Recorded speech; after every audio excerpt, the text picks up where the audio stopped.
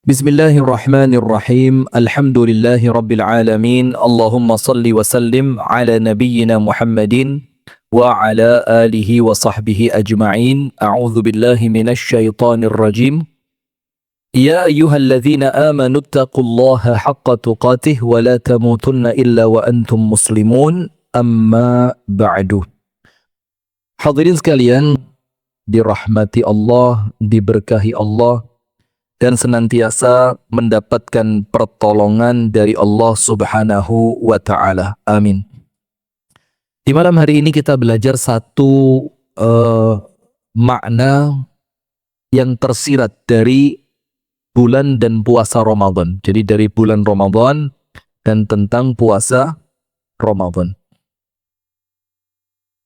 Salah satu makna dari Ramadan yang tidak boleh kita lalaikan, Ramadan itu salah satunya adalah bulan kepekaan sosial. Peka. Peka itu apa? Merasa tanpa orang lain harus terlebih dahulu menjelaskannya kepada kita. Jadi ngerti bagaimana gerak-gerik orang lain, bagaimana sikap orang lain ketika berinteraksi dengan kita. Itu kalau kita peka, insya Allah akan terbaca.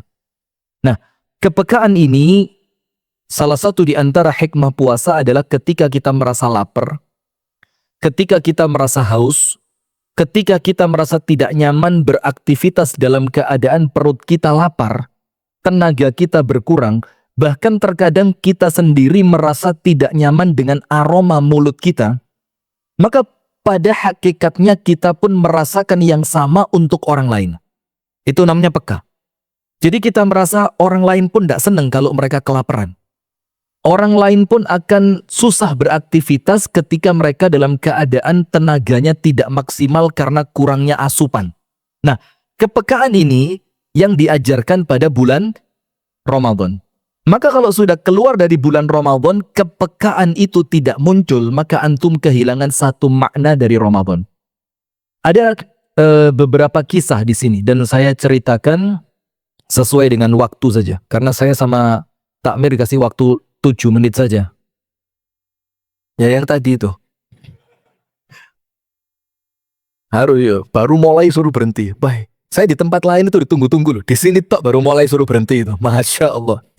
Sudah, yang pertama.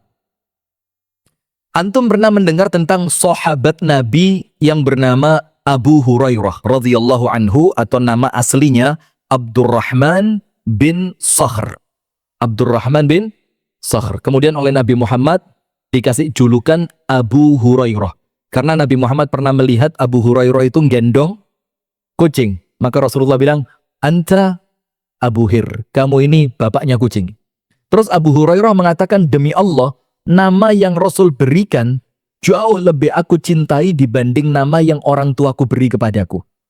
Maka mulai hari itu Abu Hurairah itu memperkenalkan diri kepada orang lain dengan nama Abu Hurairah. Sampai sebagai orang malah tidak tahu nama aslinya siapa. Saking senangnya dia dengan nama panggilan yang diberi oleh Rasulullah SAW. Nah, Abu Hurairah ini jamaah, maaf waktunya habis, insya Allah kita lanjutkan pada pertemuan yang belum. Abu Hurairah ini terkenal dengan apa? Sahabat Nabi yang miskin papa. Melarat sudah, melarat. Bahkan Abu Hurairah itu mengatakan di dalam riwayatnya yang sahih, bukan sekali, berulang kali, saya ini pingsan di Masjid Nabawi. Saya paksa untuk berdiri, nggak kuat, geblak maneh. Saya paksa untuk kedua kalinya, terjatuh lagi. Sampai para sahabat mengira saya terkena penyakit ayan. Pernah dengar hadis ini ya? Sampai para sahabat mengira Abu Hurairah itu terkena penyakit ayan karena ngadeg, geblak. Apa yang dilakukan para sahabat? Hatta yadha'una aqdamahum ala unuki. Sampai mereka itu menginjakkan kaki mereka di leher saya. Sampai leher itu ditekan pakai kakinya sahabat, harapannya dia sadar dari ayannya. Terus Abu Hurairah mengatakan apa? Wallahi ma hiya illal ju'. Demi Allah, tidaklah menjadikanku seperti itu kecuali rasa lapar. Bayangin. Ini siapa? Abu Hurairah. Nah, suatu hari Abu Hurairah cerita. Aku ini pas lapar-laparnya. Wis parah banget lapar saya. Maka saya cari satu jalan, yang jalan itu biasa dilewati oleh para sahabat. Harapannya apa? Ketika mereka melihatku, mereka akan mengundangku ke rumah mereka untuk diajak makan bersama. Harapannya itu. Duduk Abu Hurairah. Sip. Lewat. Sayyiduna Umar ibnul Khattab. Umar lewat. Apa kata Abu Hurairah? Saya mau tanya arti satu ayat Quran. Mudah-mudahan nanti Umar mengatakan, ayo saya jawab di rumah sambil kita makan. Sudah. Assalamualaikum. Waalaikumsalam. Kata Abu Hurairah, Umar saya mau tanya. Oh ya silahkan. Satu ayat, dijelasin ayatnya, dijawab sama Umar, selesai dijawab, Umar pulang dan aku tidak diajak pulang. Kata Abu Hurairah, wah nggak peka ini orang. Padahal kata Abu Hurairah, demi Allah, itu ayat saya lebih ngerti dibanding Umar. Tapi itulah, karena peka itu penting ya. Sudah, tidak lama lewat siapa? Sayyiduna Abu Bakar. Kata Abu Hurairah, ini orang paling lembut ini. Jelas ngerti ini. Wis wong alusan ini. Sindir didik faham. Lewat Abu Bakar, dilakukan yang sama oleh Abu Hurairah. Diucapkan salam, dijawab salamnya, dibilang saya mau tanya satu ayat. Tolong dijelaskan. Apa maknanya, bagaimana penafsirannya. Setelah selesai dijelaskan oleh Abu Bakar pun pulang dan aku tidak diajak pulang. Ini dua sahabat paling ngetop ini, tidak ngerti-ngerti. Apa yang terjadi? Tidak lama setelah itu Nabi Muhammad lewat. Ketika Nabi Muhammad lewat, aku tidak berani bertanya. Karena Nabi Muhammad tahu aku ngerti ayat tersebut. Karena Abu Hurairah mendengarkannya langsung dari siapa? Nabi Muhammad mosok wingi dijelas nih saiki takon. Ini kan bukan jamaah Masjid Nur Sholihin kan? Beda tentunya ya. Nah sudah, maka Abu Hurairah bilang, cukup aku mengucapkan salam dan Nabi Muhammad menjawab salamku. Langsung apa yang dilakukan Nabi Muhammad? Abu Hurairah, ayo pulang ke rumahku, kita makan siang bareng. Subhanallah, lihat. Apa kata Abu Hurairah? Demi Allah, aku tidak pernah melihat manusia yang lebih peka tentang orang lain dibandingkan Nabi Muhammad sallallahu alaihi wasallam. Sing ngerti, Pak. Maka kalau ada tamu datang ke rumah panjenengan, ngomongin muter kutub utara, selatan, Amerika, Eropa, Cina, Saudi Arabia, Turki, Konstantinopel, Spanyol, muter sampai balik mana kutub utara, selatan. Itu bukan datang mau cerita, kate utang duit tapi izin. Loh iya ini. Loh jujur, orang utang duit malu apa enggak? Malu. Maka ada orang-orang itu yang gak mentolo kate takon itu. Maka dalam surat Al-Baqarah dikatakan ada orang-orang yang tidak bisa kerja karena sibuk dengan berjihad. Tapi yahsabuhum al-jahilu aghniya minat ta'affuf. Tapi orang bodoh di sini apa? Gak peka. Itu mengira orang-orang miskin yang tidak punya pekerjaan yang sibuk dengan jihad ini dikiranya orang kaya gara-gara tidak pernah minta-minta. Oh, gak tahu jaluk kok. Lo gak ngomong, lo gak cerita, lo gak pasang status. Nah, coba. Jadi orang yang tidak peka mengira orang-orang ini apa? Kaya. Padahal mereka itu miskin. Cuma mereka menjaga diri dari apa? Meminta-minta. Nah ini salah satu hikmahnya Ramadan. Saya ngerti. Teman yang kelihatan susah. Takonono. Butuh pirang juta. Lo serius ini guyang-guyu. Iya. Nanti kalau dia bilang 5 juta. Aku ya podo. Aku ya butuh 10 malahan. Sampai 5. Aku malah butuh 10. Nah sudah. Ada contoh yang kedua. Ini contoh bagus sekali. Ada salah seorang sahabat namanya Makhramah. Namanya siapa?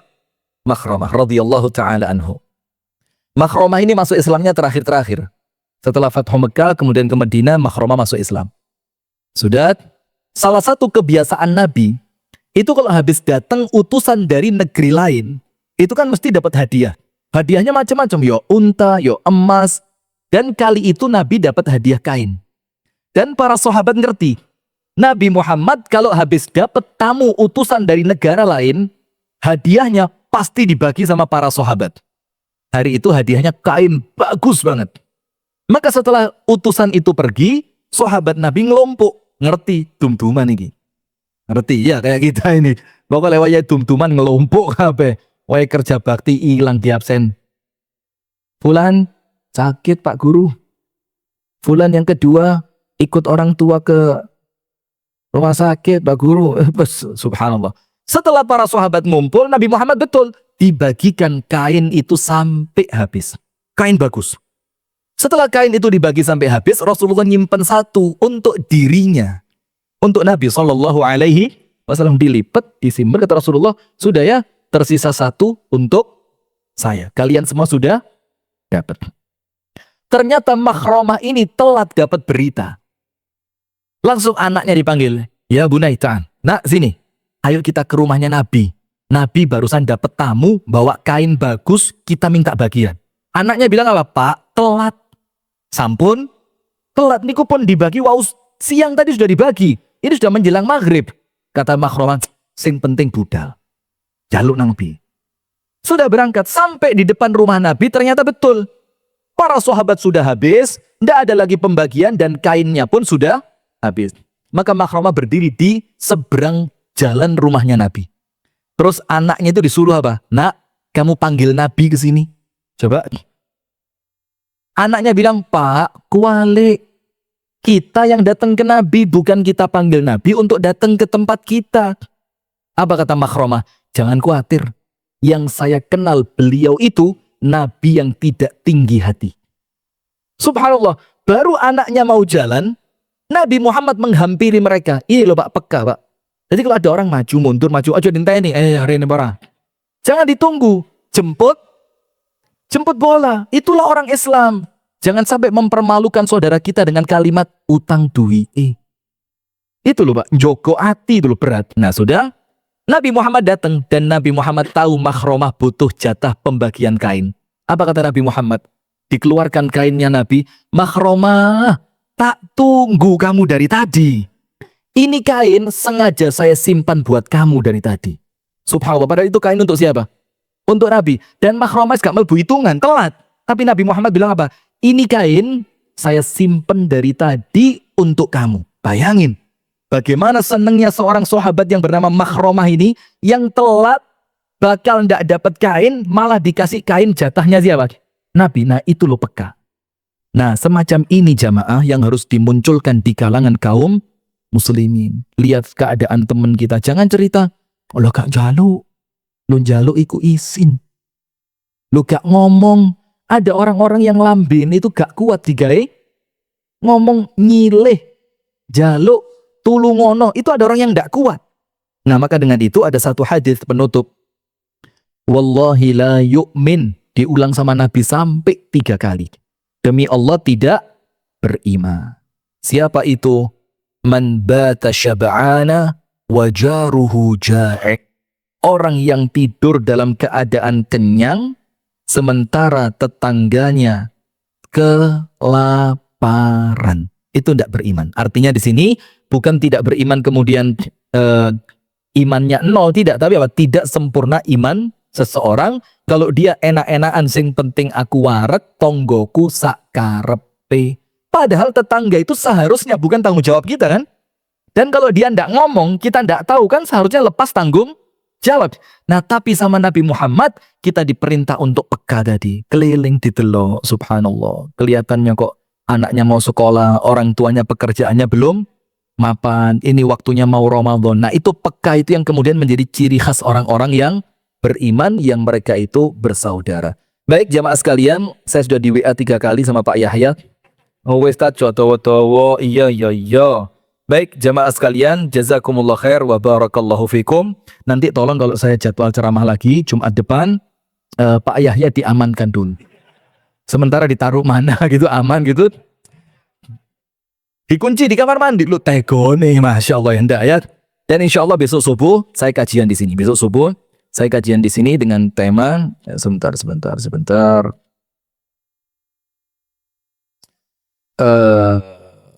Dengan tema overthinking dan luka panjang yang tidak kunjung sembuh. Ngerti apa enggak Anda? Enggak ngerti, susah. Ini memang kelas berat ini, enggak bisa. Kelas-kelas ngasem wis gak masuk kelas ini ya. Barakallahu fikum. Subhanakallahumma wa bihamdika asyhadu an la ilaha illa anta astaghfiruka wa atubu ilaik. Assalamualaikum warahmatullahi wabarakatuh.